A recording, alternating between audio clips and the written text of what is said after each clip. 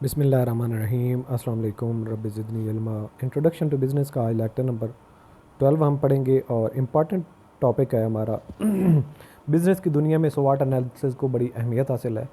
जब भी कभी आप अपने आप को एज ए बिज़नेसमैन समझते हैं या अपने बिज़नेस को रन करना चाहते हैं, तो सबसे पहले आपको जो वर्कआउट करना चाहिए वो स्वॉट एनालिसिस पे करना चाहिए। स्वॉट एनालिसिस एक एब्रीविएशन है और ये आपके लिए एक प्लेटफॉर्म होता है जिससे आप अपनी वर्थ को देखते हैं, जिससे आप अपनी लाहे अमल करते हैं। तो मैनेजमेंट के तो आपको पता है 4 प्रिंसिपल हैं। प्लानिंग है, ऑर्गेनाइजिंग है, लीडिंग है एंड कंट्रोलिंग है। और ये सारी की सारी प्लानिंग आपकी डिपेंड कर रही होती है स्वॉट एनालिसिस पे। स्वॉट एनालिसिस इन फैक्ट क्या है कि असेसमेंट है, आपका एनालिसिस है कि आप किस जगह पे खड़े हैं, आप कहाँ जाना चाहते हैं। आप जहाँ जाना चाहते हैं आपके पास रिक्वायर्ड इक्विपमेंट है, टूल्स हैं, टेक्निक्स हैं। अगर जहाँ पे लैग करते हैं तो वो आपको पहले गैप फिल करने चाहिए ताकि आप सक्सेसफुली अपनी लाइफ में जो गोल अचीव करना चाहते हैं उसको रन कर सकें, उसको अचीव कर सकें। तो एक घर से एक आदमी निकलता है अपनी मंजिल के लिए, अपने सफ़र के लिए कहीं जाना चाहता है, तो उसको भी स्वॉट एनालिसिस करना चाहिए। अगर एक बंदा अपना एक स्टूडेंट अपना टारगेट सेट करता है अपनी लाइफ में, उसको भी स्वॉट एनालिसिस करना चाहिए कि वो कहाँ पे खड़ा है और जिस मंजिल का वो मुतलाशी है उसके लिए उसको क्या रिक्वायर्ड स्किल्स हैं, क्या कैपेबिलिटीज़ उसके पास होनी चाहिए। सेम इस तरीके से अगर सिंगल पर्सन बिजनेस है जिसको सोल प्रोप्राइटरशिप कहते हैं, या फर्म है, पार्टनरशिप है, या बड़ी कंपनी है, प्राइवेट हो या पब्लिक कंपनी हो, तो उसको भी वक्तन फ़वक्तन स्वॉट एनालिसिस करना चाहिए ताकि वो अपने राइवल के साथ compete कर सके, अपनी प्रोडक्ट को अच्छे तरीके से सेल कर सके। और जब वो स्वॉट एनालिसिस अच्छे तरीके से कर सकते हैं तो अल्टीमेटली उनकी सक्सेस के चांसेस ब्राइट होते हैं। तो देखते हैं स्वॉट एनालिसिस है क्या। इनफैक्ट स्वॉट analysis is an analysis of organization strength, weaknesses. तो जैसे कि पिछले लेक्चर में हमने देखा कि जो स्ट्रेंथ और वीकनेसेस होती हैं ये इंटरनल फोर्सेस या इंटरनल फैक्टर्स होते हैं, यानी कि एम्प्लॉयज़, उसकी टेक्नोलॉजी, उसकी एक्सपर्टीज़ और उसके पास रिसोर्सेज जो मौजूद हैं एक ऑर्गेनाइजेशन के पास, अगर वो अच्छे हैं तो उसकी स्ट्रेंथ बन जाएंगे, अगर उसकी अच्छे नहीं हैं तो वीकनेस उसकी हैं जो उसको इम्प्रूव करने चाहिए। इसके अलावा अपॉर्चुनिटीज़ एंड थ्रेट्स जो होते हैं वो एक्सटर्नल फैक्टर्स होते हैं। और जैसे कि मैंने पहले बताया था कि अगर आपके पास फाइनेंस की कमी है तो बैंक आपको फाइनेंस करेगा, तो ये आपके लिए एक अपॉर्चुनिटी है।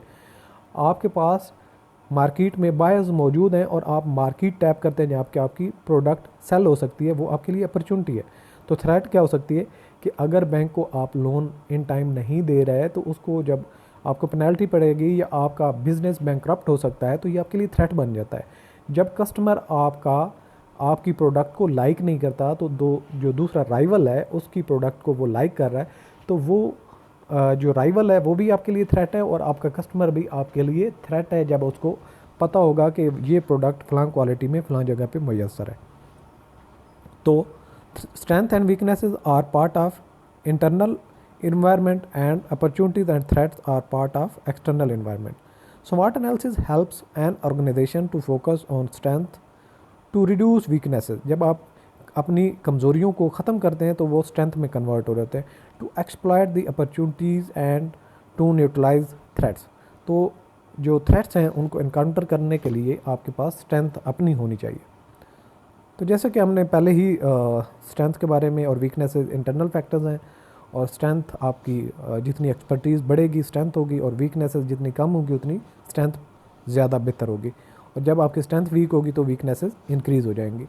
तो strengths are the capabilities of an organisation that enable it to perform efficiently. Strength may include skilled manpower, strong financial resources, strong brand name, good reputation and organisational culture. तो आपको ये पता होना चाहिए कि स्ट्रेंथ में क्या क्या चीज़ें आती हैं। 2-3 नाम आपको ज़रूर होने चाहिए, याद होने चाहिए। Well established distribution network. Weaknesses में क्या है? Weaknesses are the internal characteristics of an organisation that prohibit it to perform well. Organization weaknesses में include lack of sufficient capital, weak brand name, poor reputation, unskilled man power, inefficient management, poor distribution channel. Opportunities क्या हैं जो आपको external environment में मौके मिलते हैं? Opportunities are the external environment factor that may bring the prospect for growth and high performance. For example technological advancement, market development, changes in lifestyle, changes in government reputation related to your business. Threat क्या क्या हो सकते हैं? Threats are the external environment factors that may undermine the organisation performance, for example new regulation that may affect the business, changes in the consumer taste.